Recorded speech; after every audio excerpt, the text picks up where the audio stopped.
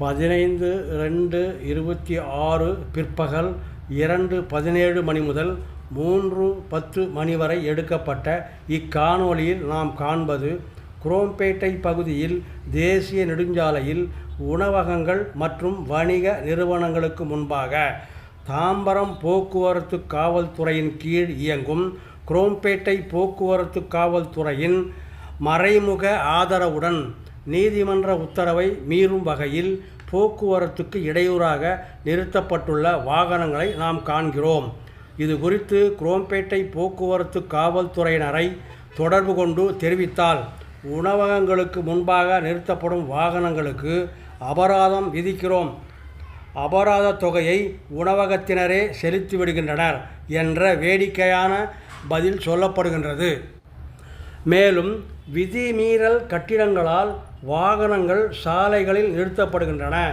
எனவே தாங்கள் இது குறித்து தாம்பரம் மாநகராட்சியில் புகார் அளியுங்கள் என்று கூறுவதும், மாநகராட்சி ஆணையர், நகரமைப்பு அலுவலர், நகரமைப்பு ஆய்வாளர் முதலியவரை தொடர்பு கொண்டு இது குறித்து புகார் கூறும் பொழுது, போக்குவரத்துக்கு இடையூறாக சாலைகளில் நிறுத்தப்படும் வாகனங்கள் மீது போக்குவரத்து காவல்துறை தான் நடவடிக்கை எடுக்க வேண்டும் என்று கூறி நடவடிக்கை எடுக்க வேண்டிய மாநகராட்சியும் குரோம்பேட்டை போக்குவரத்து காவல்துறையும் மேம்போக்காக தப்பித்து விடுகின்றனர்.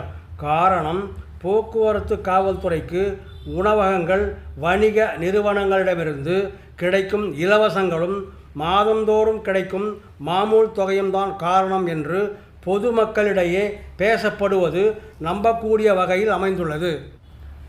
இவற்றைப் போலவே தாம்பரம் மாநகராட்சி நகரமைப்பு அலுவலர்களுக்கு விதிமீறல் கட்டிடங்கள் மீதும், வாகன நிறுத்தம் இல்லாமல் நடைபெறும் வணிக நிறுவனங்கள் மீதும் நடவடிக்கை எடுக்காமல் இருக்க இடைத்தரகர்கள் மூலமாக கரன்சிகள் கை மாறுவதால் நகரமைப்பு அலுவலர்களும் மற்ற உயர் அதிகாரிகளும் கண்டுகொள்வதில்லை என்றும் பொதுமக்களிடையே பேசப்படுவது நம்பும்படியாகவே அமைந்துள்ளது.